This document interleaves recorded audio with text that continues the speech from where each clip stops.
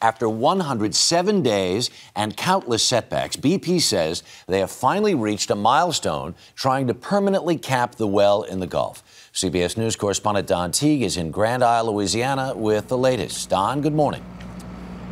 Good morning, Harry. This is what millions along the Gulf Coast have waited months to hear. BP has finally plugged that blown out well, and they are on the verge of killing it for good.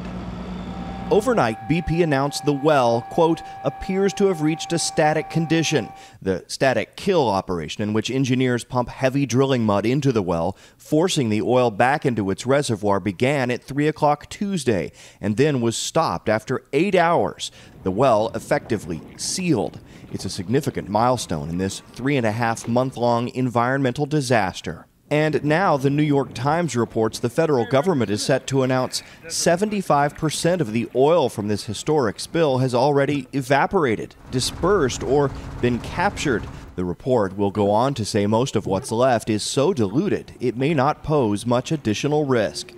If correct, it's all welcome news, although cautious officials aren't ready to celebrate just yet. There's always unknowns, but so far everything's looking good. The well is being monitored, and more mud may or may not be pumped depending on whether it remains static. And later this month, they will still tap into the well with a relief well to inject even more cement, ensuring a permanent seal. This thing won't truly be sealed until those relief wells are done. Ahead, there will still be months of cleanup and perhaps years for Gulf wildlife and the economy to recover.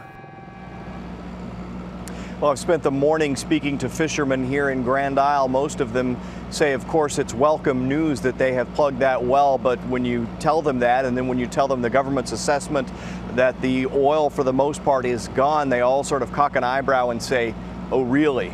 There's a long way to go before you regain their trust here, and they believe that good news has finally arrived on the Louisiana coast. Harry? Don Teague in Grand Isle, Louisiana. Thank you.